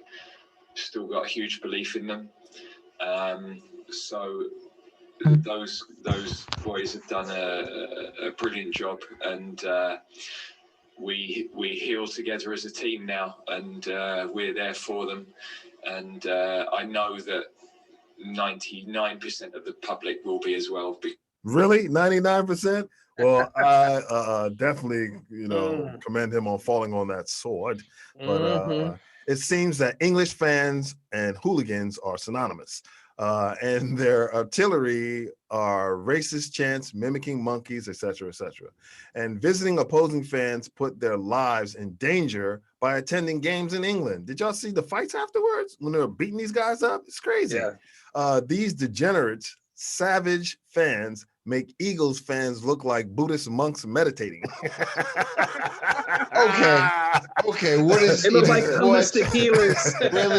That's what we're doing. So I believe that all Black players and fans should boycott British national team soccer for a handful of games in protest of this animalistic behavior. Okay, to all of those English football fans who are thinking that they are so passionate about the 3 lions on the British seal, I have but one thing to say. All lions are from Africa. Okay, so I saw your last movie, or your last move, I should say, I'm sorry. And so checkmate, crown me king. That's all I got to say on that. And What is going on? There's no way around that, man. These people, I mean, how can you call yourself a great country, Great Britain, and this is what you're doing? I mean, you guys are supposed to be civilized. You guys have, you know, you're not savages, you know. Think about the Queen. Yeah, think about the Queen. You know. But they ain't thinking about the Queen. Everything is just up in the air, man. You know, class runs amok. You know, they don't have. You know what this is? What?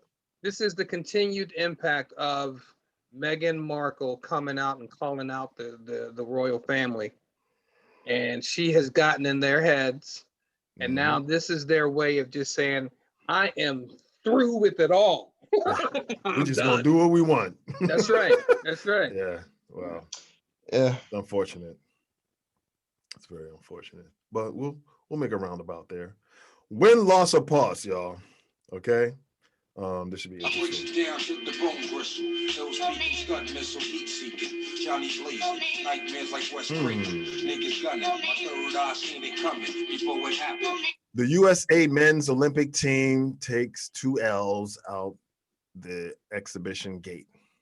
I tell you what, I'm going to find some Reggie Miller tape and have modern day players, except Steph Curry, to see how to move without the ball. Instead of everyone just standing outside of the three-point arc waiting for the ball to come to them.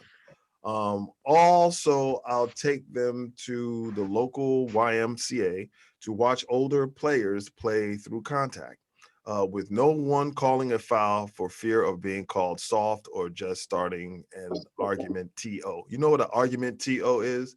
You call an argument TO time out for those out of shape teammates or on your team to get a breather. That's what it is. Every time, I'm like, give them the ball, because I don't want to stop and let them get a rest, because that's why they're arguing, because they just want to get a break. So yeah, we're saying that. I think it sounds like this, y'all. Let's play Pops. The box score overall is totally turned around from the first 2 days. But looking at Bam, 13 shots, 5 assists, seemed to really be active. What did you like about him tonight? I thought that both he and Draymond facilitated a lot of action.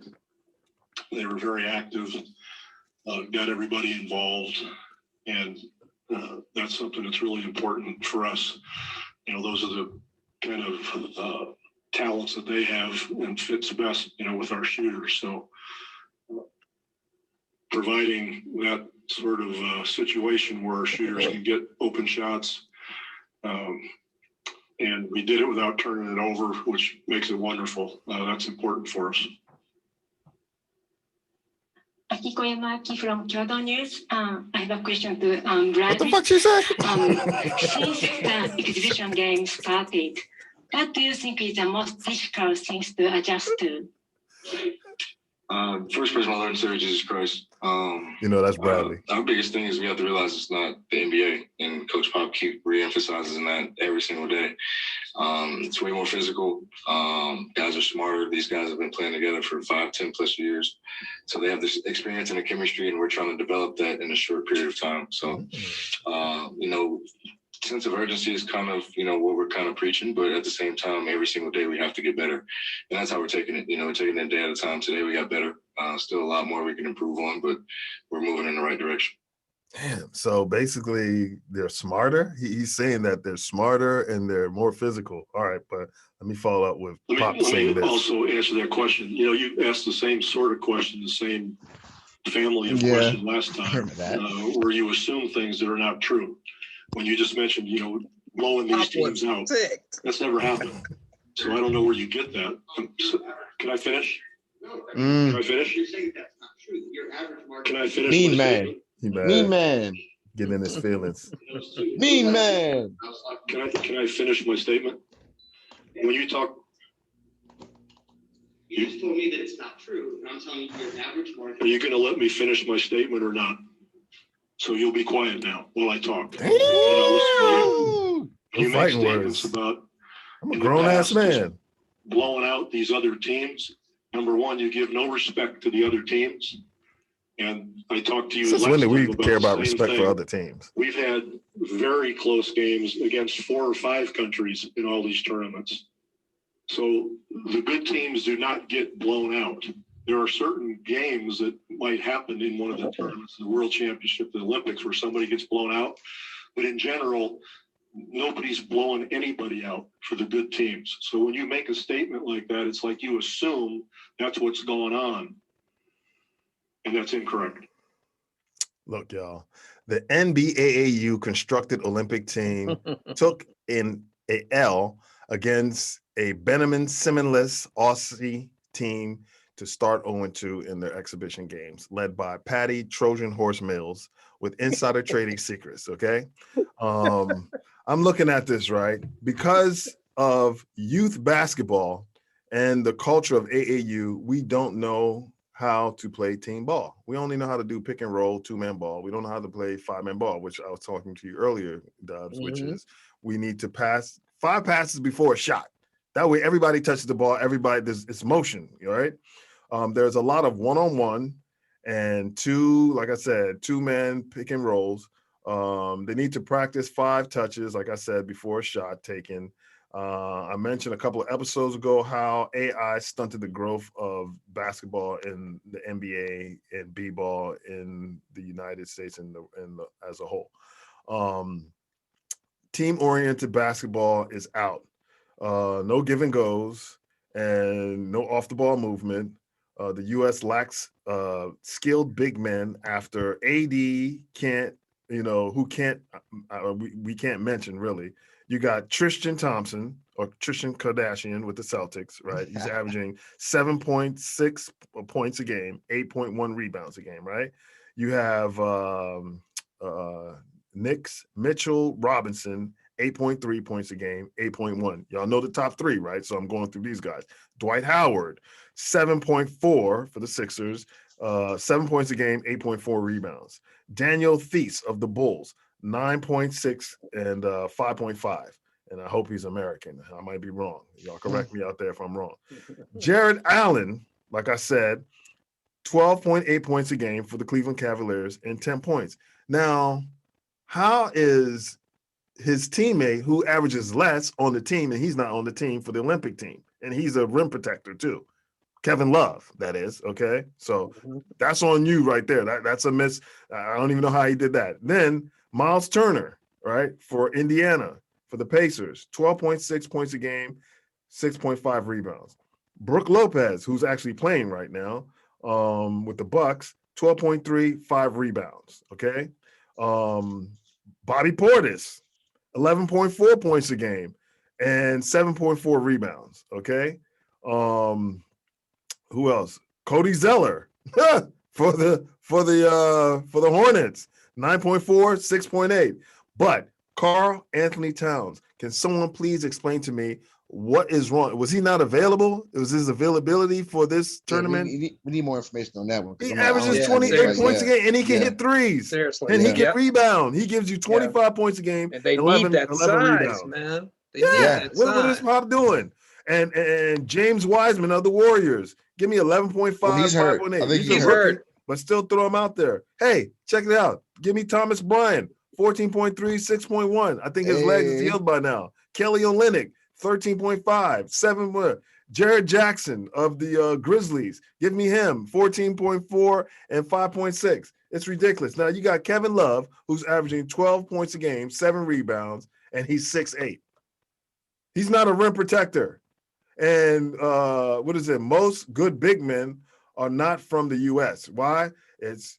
They're not available. It's Giannis, Ayton, Jokic, Embiid, Rudy Gobert, Siakam, Capella, Vujacic, Capella, Kanter, Porzingis, Sabonis. All those guys are not. They can't play for the United States. So outside of AD Cat, who in the U.S. can we say is better than what I just mentioned? Where and why is Karl Anthony Towns not on this Olympic roster? And if Jared Allen is a better Cavalier, then why is Kevin Love on the team? Kevin Love's no not longer a on the rim team. protector, and he is not a better rebounder. Somebody please explain. Actually, Kevin Love's no longer on the team, actually. Yeah, I know he's not. So in E.org, we're gonna find a replacement for him. We'll get there. But he's gone. He says he has a calf injury or something like that, or whatever. Well, if that's what you want to call it, but he's gone. So, I mean, come on, y'all. Popovich, do you really want to win this year? Because they don't. How you don't have Karl No. Anthony Towns on that team? It's befuddling me. They're taking the field for granted, man. Yeah. So if you look at the USA team starting lineup as an NBA team, you would say best NBA dynasty ever to be assembled. Look at the starting lineup. If you see it's KD, it was Bradley, Lillard, Zach LaVine, I think it was, and throwing somebody else. Regardless, Draymond. That's the best NBA. Super team ever put together, right? But if you look at the Aussie starting 5 lineup, you'll say, "Hello, lottery." Look at that starting 5. It makes no sense, Popovich. You're losing some steam here. I think a couple of weeks ago we picked you, but I don't know now. Let us discuss the lack of skilled big men being developed in the U.S. What's really going on with that, y'all? Is it that it's the basic fundamentals of the game that they are lacking now. Everyone's just practicing dunks, or, I mean, it's just AAU has wrecked it. Yeah, I think it's a combination of both of those.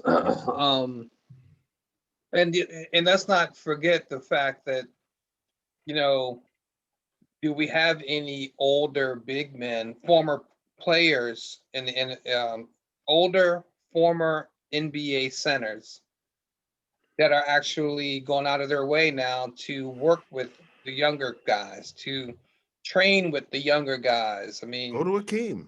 Akeem has his little thing that he does with they big could go men. to Akeem, they could go to Morning. Embiid went there. Mm-hmm. Right. Morning, So, yeah. Patrick, yeah, but Patrick's but it's not enough. coach now. I mean, Shame, but you know what else this is?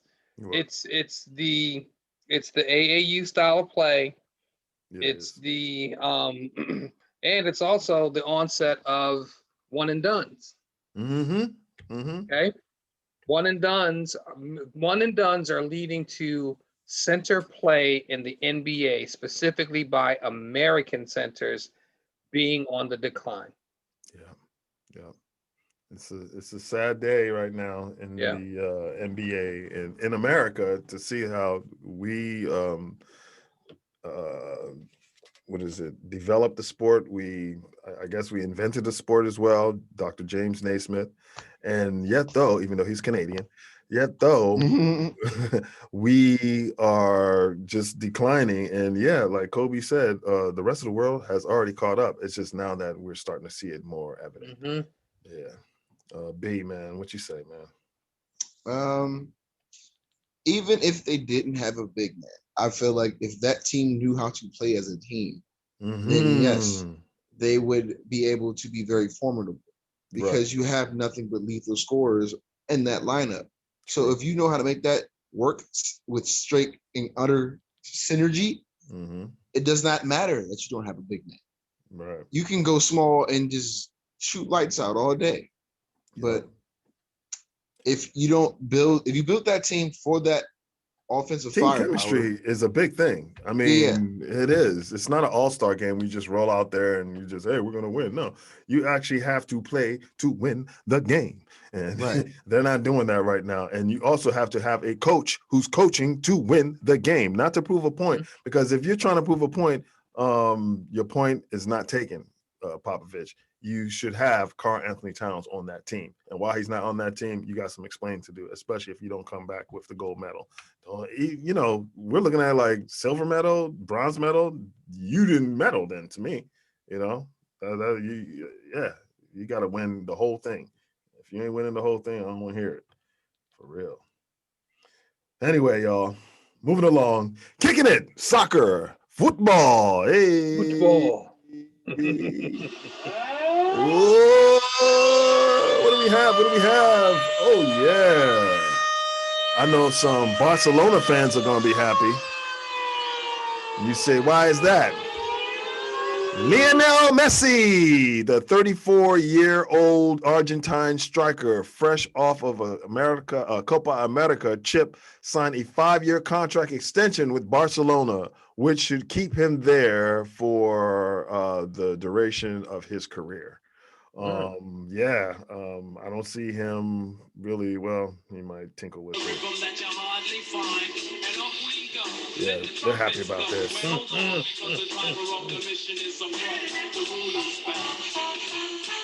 Oh, he's up there. I have to take him off, man, after he didn't win Copa America. I plan on wearing his jersey and everything, but he kind of let me down. Sorry, MLS. This means that you'll be getting an old Messi situation. It ain't going to be brand new. You know how it is. They retire and they're on their last leg, They get hair out their ears, and that's when they come to the MLS. Okay, I'm not going to beat a dead horse in this segment by talking about the second highest profile racist act coming out of England this year, as we mentioned before, Dubs, with the Meghan Markle situation. So let's talk about the USA team's chances of qualifying for the 2022 World Cup. Coach Berhalter. the players now. Acosta, DK, Des, Reyna, Pulisic, McKinney, Aronson, Yemlin, Leggett, or Leggett, Brooks, Steffens, and others have to develop and find some good chemistry. Then they can make one of the deepest runs in U.S. World Cup history. The middle of the field is good, but the scoring of goals and defense bothers me a bit. But at the top of the day, any team can win on a soccer pitch from game to game. That's just how it is, via France getting ousted. So I really think that they have a very good young squad. All they have to do is within the next 2 years develop that chemistry through qualifyings for the World Cup, because they're going to have that coming up, I believe, in I want to say as early as March maybe of next year. They should be playing some games, or maybe even before that. The World Cup is next year, so it should be around that time. Yeah, right, where they start ramping up the. Actually, it starts before that, so it might even be a little bit before, in late September, early October, or something like that, where they'll start playing. And through that, they should be able to push ahead. So we are counting on you, because some of us with invested interest, because we feel that we started this whole soccer craze in America, and we want to find a way for you guys to push on through so we can put some respect on the United States soccer name. Well, the men's soccer name, the women's soccer. Yeah. The women's soccer. Yeah. They're brutes. Those women are brutes. They steamroll everybody. Yeah. They let you know. And I think just because they had like organized soccer, they had college soccer the scouting was a lot better, I think, on the women's end than the men's side. So that's one of the main credits is to the big disparity between the two. Yeah, definitely. And hey, man, it's so much to the point now. People are wearing Brandy Chastain bras. Yeah, Dudes is rocking it, man. Dudes is rocking it. Yes. All right, y'all. Here we got. That's right. We have. Oh yeah. Who should replace BB3 for the Olympic team now that he's gone out with COVID? Ice Trae Young or Ja Rasta Moran? Ja. Trae. Mm-hmm. My answer, nobody for some reason is mentioning Cat. Like I said before. Yeah. I say Cat to have a big man who can play inside and the perimeter that can also block shots and rebound. This would give them a presence in the middle. So yeah, I would say him. Also, what do we have? Oh, jeez. Again, y'all. Breaking news. Kevin Love has withdrawn from Team USA due to a calf injury. Who should replace him? Kevin Love? Yeah. Oh, now I say Cat. Cat. Cat? Yeah. Okay. It's either Cat or Jared Allen. And I say Cat, but I would say since both Bradley and him are gone, they should have Cat and Jared Allen replace those two players. And keep it moving. We don't need any more 3-point shooters. Yeah. And you guys did say, though, amongst those two players, it would be Trae or Ja. Who did you say? I said Ja. I said Trae. You said Trae. I'll go with Ja. Ja's a bigger guard. He can play more defense. That international ball, man, they get clean looks. They're gonna kill you. Better block. Did y'all see the block? I call it the block of this year. Yeah, I saw it. Giannis block or LeBron's? LeBron's. Okay. LeBron's Game 7 versus Game 4. Yeah. Right. For right now, LeBron's, because that led to an NBA championship. Now, if Giannis's leads to them winning, which I don't think it will, then I might. It's a big. But that was a Game 7, though. I think when I said Game 7 versus Game 4. Game 7. So that's right. But you know what I'll throw in the mix? I say Tayshaun Prince on Reggie Miller. Did you see when he chased Reggie Miller down? Reggie Miller, he was at half court. Reggie Miller tried to go with some weak layup. Tayshaun Prince ran all the way down and smacked it off the backboard the same way. All right. Who will return to the octagon first? Conor McGregor or Khabib? I hope it's Khabib. Yeah. I want it to be Khabib as well. Yeah, but who do you think? Because Khabib retired, he said his mom said. I think it'll be. It's gonna be McGregor. McGregor. Yeah. I say that maybe Khabib has seen what's going on and how people really want him back, and he wants to fill that void that's really needed to be filled. And I think Khabib might come back. Okay. Who's on a hotter seat, Jalen Hurts or Tua? Tua. Tua. Okay. Tua. Yeah, I got Tua. Because he's on that meh team. Clean sweep. Okay. Daniel Jones or Faker Mayfield? Daniel Jones. Daniel Jones? Okay. Faker Mayfield. Faker Mayfield to me too. You're on an island with that one, Dubz. The reason why I say Faker Mayfield is because he has all the pieces around him to succeed. They already went to the playoffs last year. If you can't go further, you're in. And went toe to toe with the Chiefs to the last possible second. Right. Whereas Danny Tenpennies, like you said. Mark my words. Mark my words. The Cleveland Browns will win the AFC East division in the NFL 2021 season. I can see that happening. What's the competition? Yeah, I agree. Bungles, a guy who's running on concrete who doesn't really have a strong receiving core, and also aging Ben Roethlisberger. Yeah, old ass Ben. Okay, yeah, get him a rocking chair. Let's not forget they acquired that Rams safety to their already stout defense. Yeah. It's going to be Browns versus Washington football team for best defense this season. And they have on the defensive line they added the dude from South Carolina. What's his name?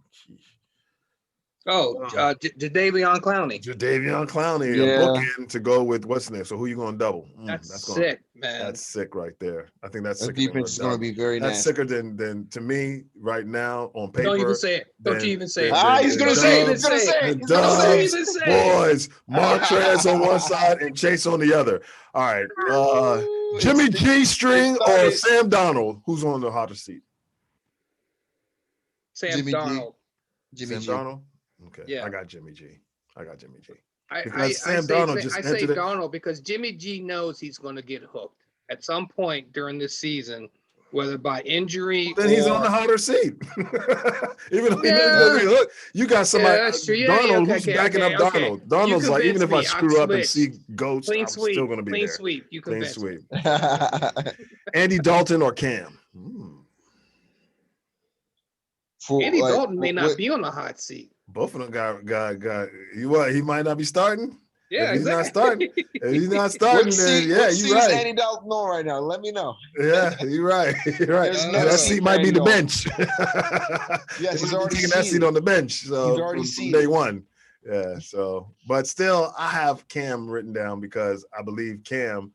They're like, They you got saw what you did last year. There, man. You saw what you did last year, and Bill Belichick is trying to win, especially after Tom Brady showed him one-upped them last year. He's going to be a little, with the hook. He's myth now. Whereas Andy Dalton, even though they're playing for his coaches and everything like that, because if they screw it up, they're out of there too. So yeah, okay. Who would you take, Alvin Kamara or Christian McCaffrey right now to be your starting running back?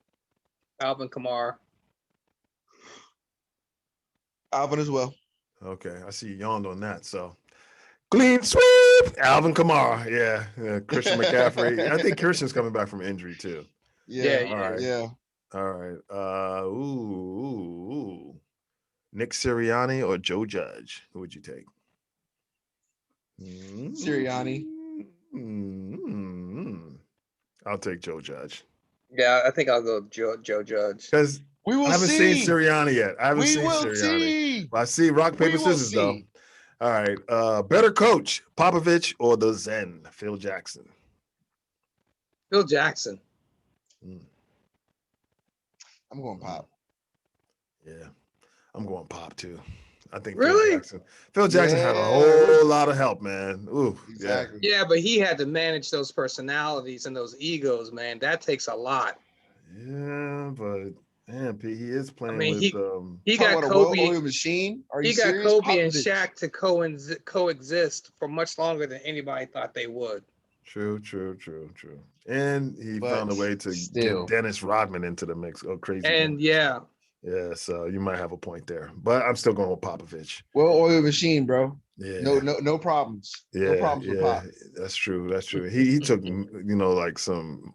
I mean, even though Manu Ginobili was pretty good, Tony Parker, but still, those guys weren't like on the Kobe level and the Dame level, and not to bring him in. He kind of had to bring him into a team. It was like European. It was like international ball before we've really seen it right now being played at that level. That's why I'm thinking to myself, Popovich should have a handle on this and be able to stop this. But we'll see what he does.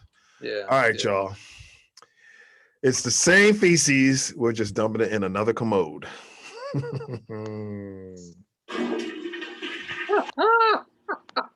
Yeah, crash dummies of the episode. Got a couple of them, y'all. I don't know if y'all heard about these, but the 5 Munn family members insurrectionists who stormed the Capitol on 1/6/21. Did I hear about the Munn family? 5 of them. They caught 5 of them. Oh, yeah. I called that getting 5 dumb mums in a row. Or catching 5 turds with one camera phone. Nice. What's the saying?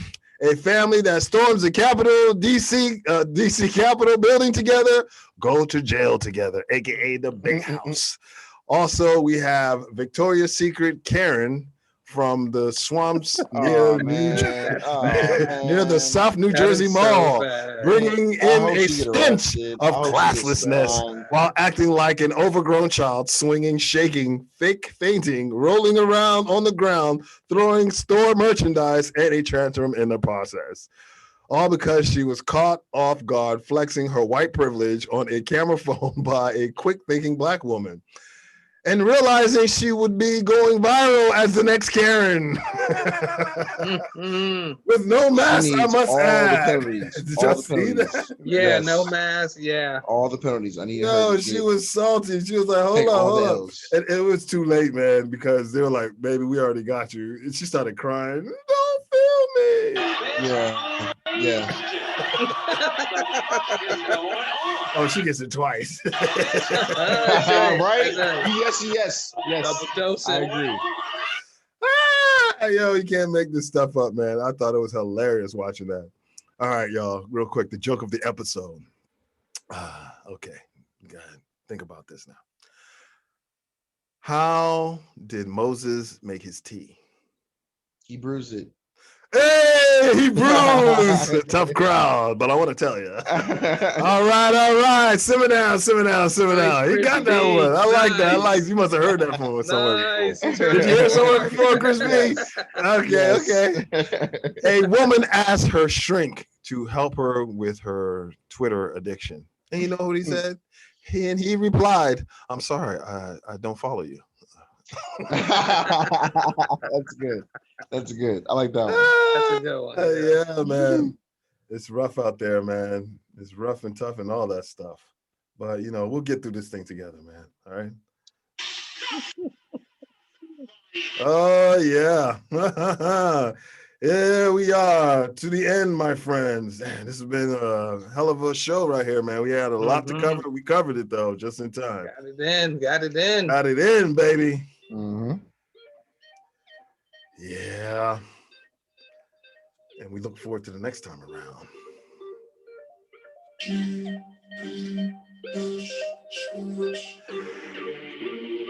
A lie has many variations, but the truth none. Also, the truth runs marathons and lies run sprints. Let that marinate. Men lie, women lie, others lie, British hooligans lied.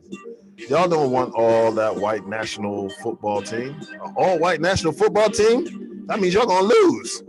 And when the camera phone started to roll, so did Victoria's Secret Karen, multitasking when she started shaking, rolling, lying down on the floor and crying, all while lying. Even the Dalai Lama, the Pope, and Mother Teresa told some lies, but never has a ball on my eyes. Shout out to my man Rashid Wallace. And a big ups to Doyle Mitchell of Industrial Bank, serving the Washington, D.C. and Prince George's County, Maryland communities since 1934. And Mary Bazzini of Godman Power in Springfield, Virginia, with the Godman Grid solar power generators. Power to the future, y'all. And to Yes We See Fashions, to clothe and unite us. That's yes in 3 languages, English, Francais, and Espanol. And Richie Rich and his Parkables, PARKERABLE.com with the P Clarence Challenge, as well as the PGC Tribe, that stands for Prince George's County, Maryland Tribe. Also to Aleem and Joe with Storytime Productions. And last but not least, D2, aka DJ Swig and Swig Entertainment. All right, y'all. And like O'Hare Karen, after refusing to wear a mask when approached by authorities on an airplane flight to nowhere, and the 67 Texas Democrat state representatives who skipped town to come to Washington, D.C. so they could kill the racist lace voting bill.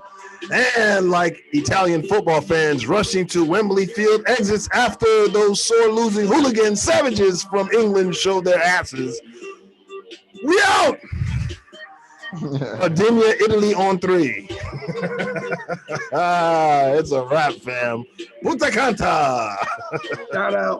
Shout out to Nick Cannon, who said, "To hell with child support. I'm having as many kids as I want." Right.